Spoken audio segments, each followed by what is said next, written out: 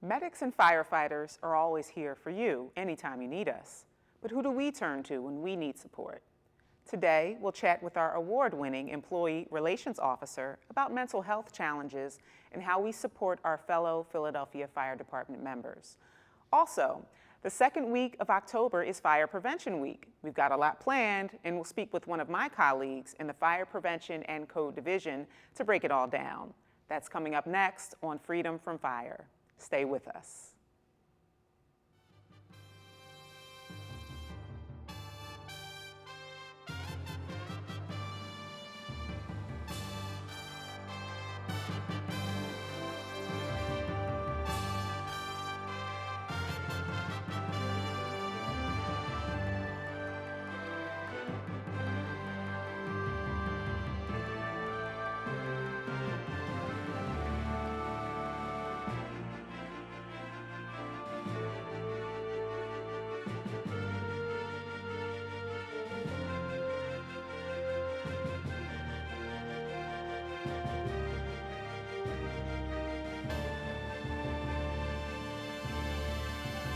Hello, and welcome back to Freedom from Fire. I'm your host, firefighter Camila Bayete-Taylor. I'm currently stationed in our department's Fire Prevention and Code Division. Here at Freedom from Fire, we aim to improve your quality of living by giving you fire and life safety information. We also introduce you to our local safety partners and department leaders. Today, I'm honored to welcome two guests.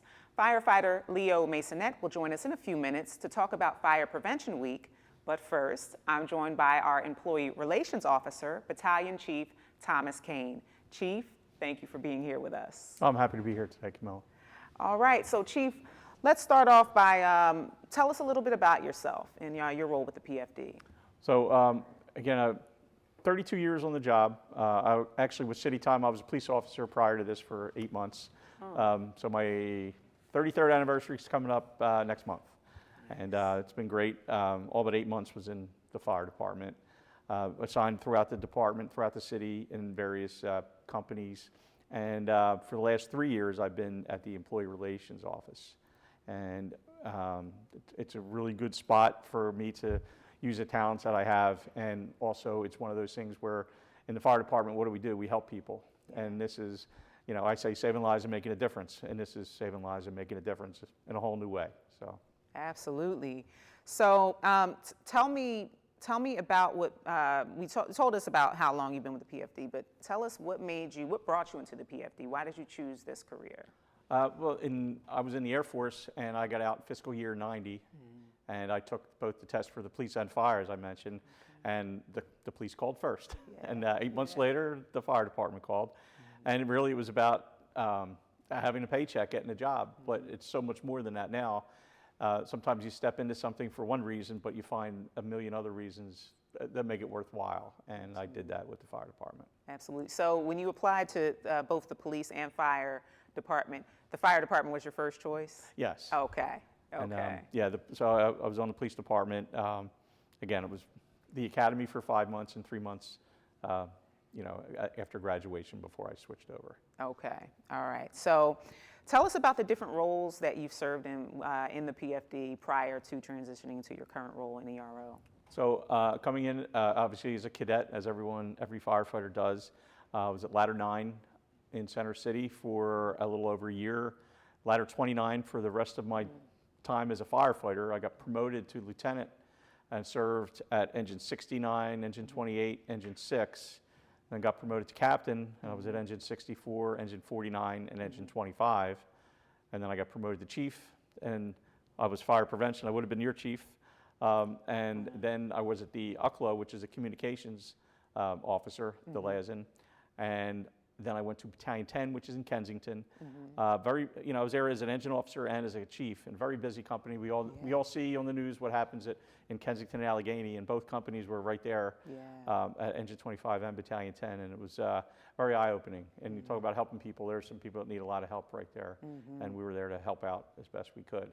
And after, it was at Battalion 10 when I was recruited to take this position by some very well-meaning individuals, and I hated to leave where I was at Battalion 10, but looking back, it was the right move because we got a lot of stuff done. And we are doing a lot of things. We're not past tense. Yeah, yeah. Well, so talk a little bit now about what you're doing now as an employee relations officer. So my job mainly is to supervise the EAP. Now, it's not a hands-on thing as much. We have a director, Anna Maldonado, who's doing a fantastic job there. And basically, I give her what she needs, what I can provide for the EAP unit. And they are the ones who are actually helping the members individually. If I know somebody and I can help with them, speaking with them, EAP's mission is assess and refer, and assess the members, see what best resources fit them, and then refer them to those resources. That happens to me too. One of the reasons I was in this, I had the wherewithal to do this position is I started with retired Battalion Chief Mike Yeager, the peer support team at Local 22. Okay. So I had a little bit of reference coming into this position of helping people and some experience with that as well. So, so we were in the process of doing that on the union side, and now with the department and in my position, we work hand in hand a lot closer than before I was in this position. Okay. And it really is a great partnership, and that's what it is. With what we do at EAP, the mental health resource, especially now, there's a lot more focus throughout the world on mental health. Yeah. And in our department, people who work in our department see a lot of things. In addition to the normal things that happen that everybody sees, we see a whole lot more. So the need is that much greater for mental health resources. So we have different ways to get to these resources. Okay. Through the peer team, through EAP. Individually, you can do that on your own, but it's a lot easier to have somebody walk you through. Okay. We also have mental health consultants, which is a health plan benefit, which is available to all our members. Okay. So there's so many ways to get that. And again, all this is wrapped around the health plan, which pays for everything. So the doors, the resources are there for everybody. How you get to them is one of those things. So that's our job, is to make sure that we can help with both with EAP, and again, EAP is doing a remarkable job through the peer team, also again doing a remarkable job, and MHC, and confidentiality is a big thing in our business.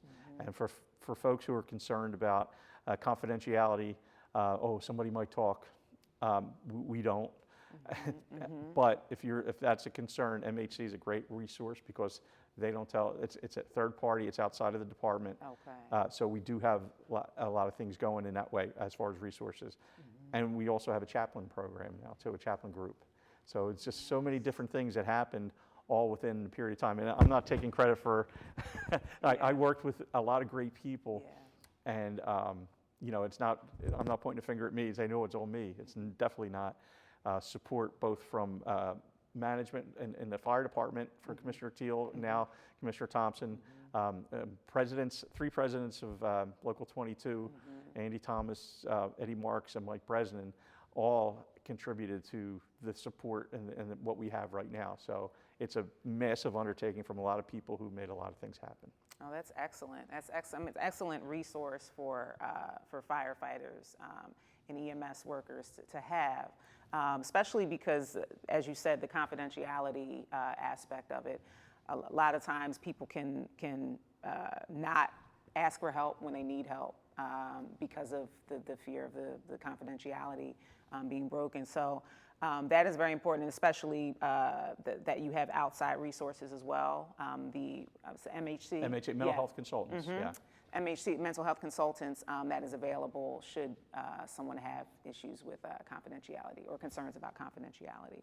One of the things that, it's like a brick wall we run into in this culture of the fire department is the stigma of, oh, I don't want to be the one who's weak. Yeah. You know, it's a strength-driven department. Oh, we have to go do this, do that. You know, we've got to get the job done. And if we show weakness, it's a fear that people have. Oh, they'll think I'm weak if I need resources, if I need help. Right. And attacking that stigma is one of the things we're doing.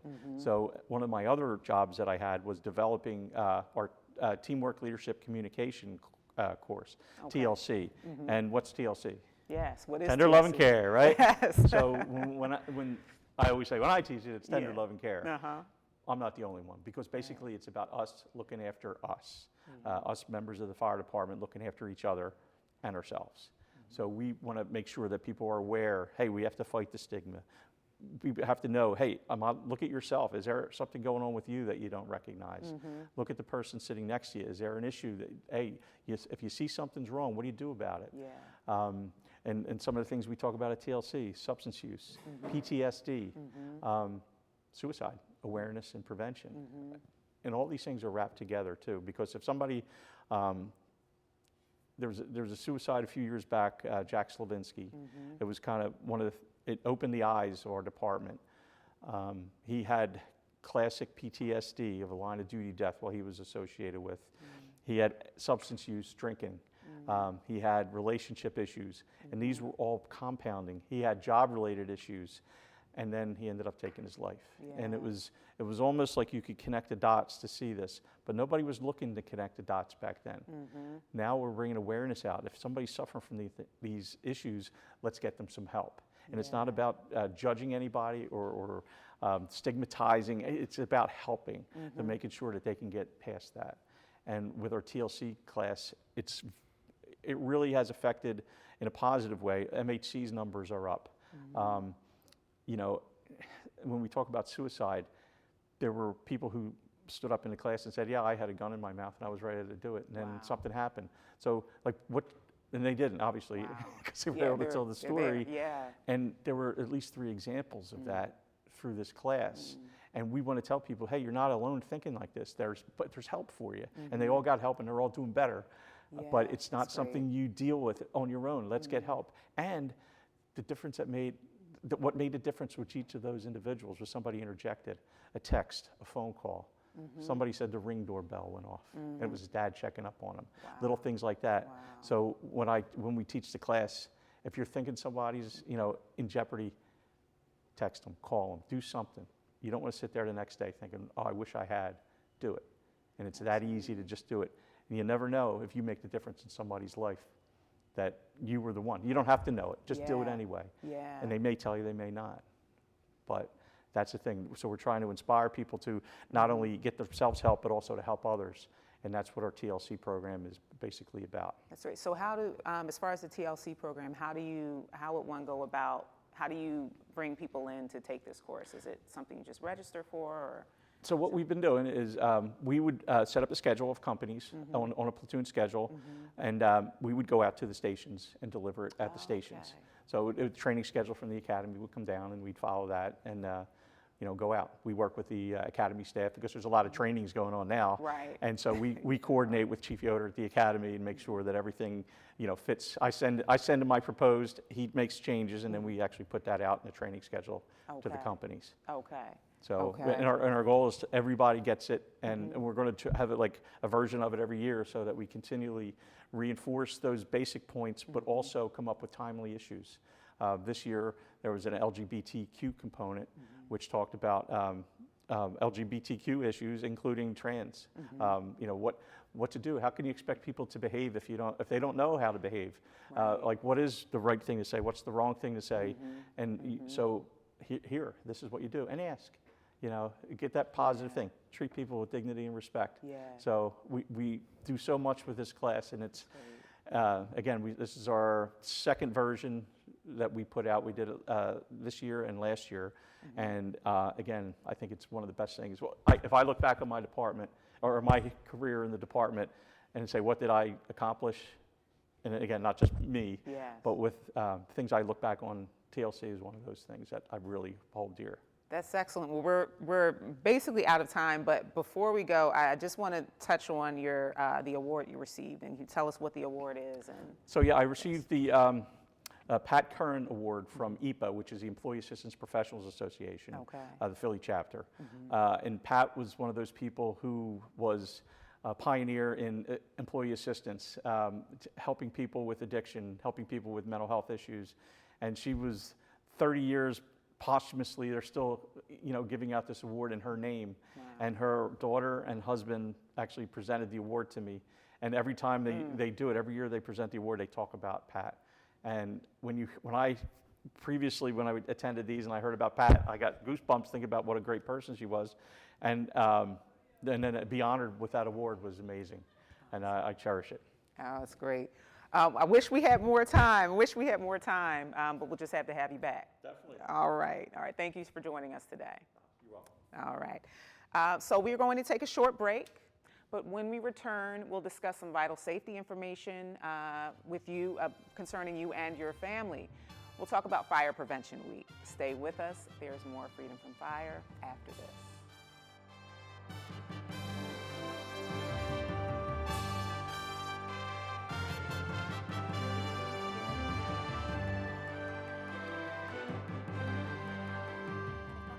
In the midst of an overwhelming situation. Alcoholism is a disease that can affect any family. Everyone suffers, but there is help and hope at Al-Anon Family Groups. Al-Anon gave me my life back. I'm a better father and husband. Are you in an overwhelming situation because of someone else's drinking? Al-Anon and Alateen can help. Local and virtual meetings are available. Maybe one could work for you. Call 1-866-200-0033 or visit alanon.org/hope. Hey, I'm worried about your parents. We need to show them how to spot phishing emails. Agreed, the scammers are out of control. Plus, help them add multi-factor authentication. Yes, we use MFA at work and it's great.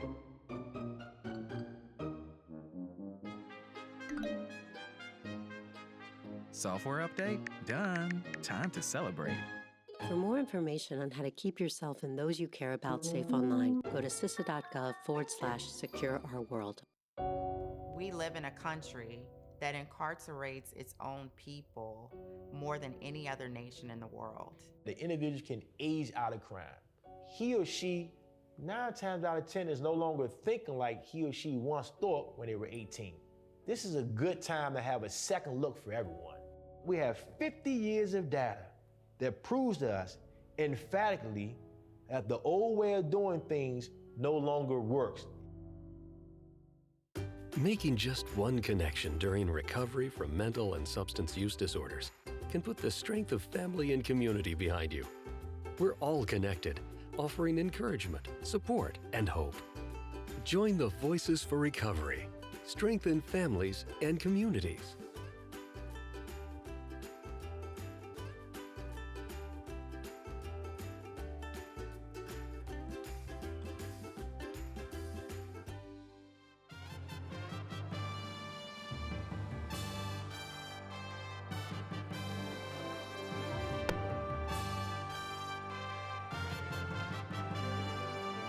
Welcome back to Freedom from Fire. Before our break, we spoke with our Employee Relations Officer who focuses on internal issues for members of the PFD. Now we turn our focus external to community outreach. Joining us is firefighter Leo Masonette, who was one of my colleagues in the Fire Prevention and Code Division. Leo, you were on the show with us last year. We're happy to have you back. Okay. All right, thank you so much for joining us. Thank you for having me. All right, so before we jump into Fire Prevention Week, let's talk about you. Okay. All right, what is your role with the PFD? Okay, so right now I am currently assigned to the Fire Prevention and Code Division since 2019. I conduct school assemblies as well as senior presentations at the senior centers, nursing homes, and also living assistance facilities. Also, outreach programs during the weekends, block parties, with a table of literature and giveaways if available. And that's what I do now. All right. And you also install smoke alarms. Yes, plenty of those. Yes, yes. I know that because I'm usually out there doing it with you. And it's a big part of what we do as well in fire prevention is protecting, educating and protecting the public that way. So as you may know, one of our primary missions at the PFD is fire safety education, as I just said. Every October, the second week to be exact, that marks National Fire Prevention Week. This year, that's October 6th through the 12th, and Leo, our team is going to be very busy that week, Yes, right? we are. Yeah, so let's talk a little bit about what's happening during Fire Okay, Prevention Week. so throughout Fire Prevention Week, we're going to start with the SEPTA car card. We're going to have actually 2 mascots. We're going to have our Gentry, as well as the police, and I believe also the SEPTA mascots right there at Engine 8, 4th and Arch. We're going to partner with SEPTA, which has happened for the past, I believe, 25 years. going to have the commissioner give his speech, and also the president of SEPTA will give his speech as well, or her speech. We're going to have them actually go physically into the bus itself and place the card on the advertisement panel on the bulkhead of the SEPTA bus, rather. There's going to be actually 2,000 cards throughout all trolleys, buses, trains, subways. It's going to serve as a reminder to take personality of practicing your home escape plan. This year's theme, I believe, is smoke alarms. Make them work for you. And we know how important smoke alarms are. Yes. Well, we'll talk a little bit about that. Let's talk about some of the other things. So we have SEPTA card. We also have the EMS firefighter and EMS provider of the year, as well as the citywide fire drill. So let's talk a little bit about the citywide fire drill and what that is and why it's important. Okay, so the citywide fire drill is going to take place again that same week. It's going to be at night rather. Right. Usually around 6 or 7 o'clock, depending on the time when the commissioner shows up. And they will have an engine and ladder company. They will simulate actually a working fire. At the same time, you're going to have every station in the field will have their apparatus on the apron rather, and they will sound the siren to just as a reminder to those that to check your smoke alarms. Also to have a home escape plan as well. Yes. And we know from just going out, when we go out to do fire safety education, as well as installing smoke alarms, how important having a home escape plan is. So tell us a little bit about that, the home escape plan, and why having that is important. Okay, so having a home escape plan, what you and I do almost every day over at the schools, grades K through 8, we show them to have a piece of paper, have well, for the lower kids, we tell them up and down, across, vertical, horizontal lines, a window and a door in each room. We tell them, we give them 2 scenarios, one for a cold door, one for a hot door. For a cold door, we tell them to feel that door with the back of your hand. If that door is cool to the touch, peek out, look at the ceiling. If there's a light haze of smoke or no smoke, follow your escape plan, draw a diagram to the front or the back door, have a family meeting place. Do not go back into your house for cell phones or anything else. We tell the little kids for toys or Nintendo Switch, big kids too. Yeah. And we tell them, if their parents forget their cell phones, not a problem. Go to a neighbor's door, knock on the door, ask them to dial 911. Right. Okay. Scenario 2, which is hot door. Yeah. We tell them, hey, again, we teach you actually grades 3 through 8th.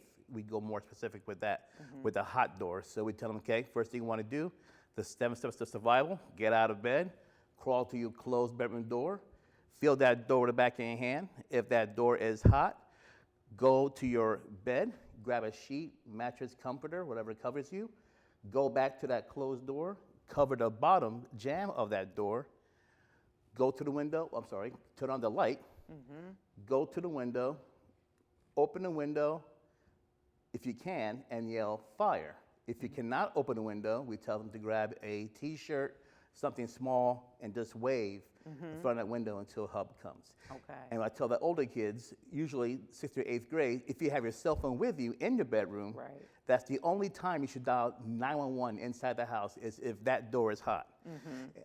Inside their room might be 90 degrees, other side might be 900 degrees. So we tell them, if your bedroom door is hot to the touch and the smoke alarm's going off middle of the night, go to your cell phone, dial 911. And it's important to say, what we say to students when we tell them this is, if you have a cell phone and you left your cell phone in another room, like the bathroom or downstairs, do not leave your room to go get your cell phone. Stay in your bedroom, and then you're going to do what we just, talked about, was open the window and yell fire.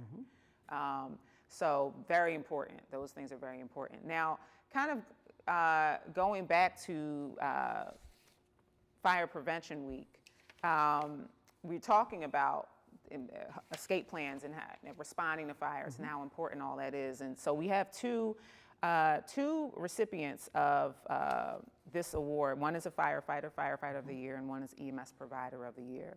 And these awards, firefighters, EMS providers who go out, respond to emergencies, we're all providing a service, and a service that is very much appreciated for those we're serving. However, this particular award chooses to acknowledge someone who's shown exemplary service, or someone who's gone above and beyond in a particular situation. So this year, the 2024 recipients are Captain Michael Strimmel of Engine 45 and Fire Service Paramedic Sophia Oakes of Medic 21. They will be honored next week at our at that ceremony, and which is kind of culminates all of our Fire Prevention Week events, is this EMS and Firefighter Provider of the Year. So I just wanted to highlight that, because that's very important, you know, to acknowledge them and give them their flowers. There you go. All right, so moving back to home escape plans and some of the household dangers and things we want to keep in mind.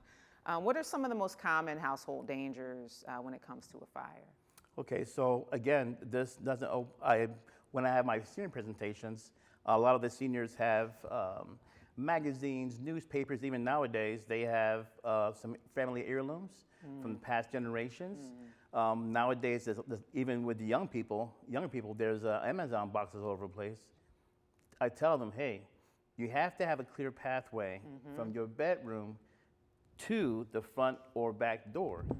If you have something cluttered in the middle of the hallway, and you live in the middle, even a single house, and you can't get out, it's dark out, you can't see, you're gonna have a hard time getting down the stairwell because everything's in your way.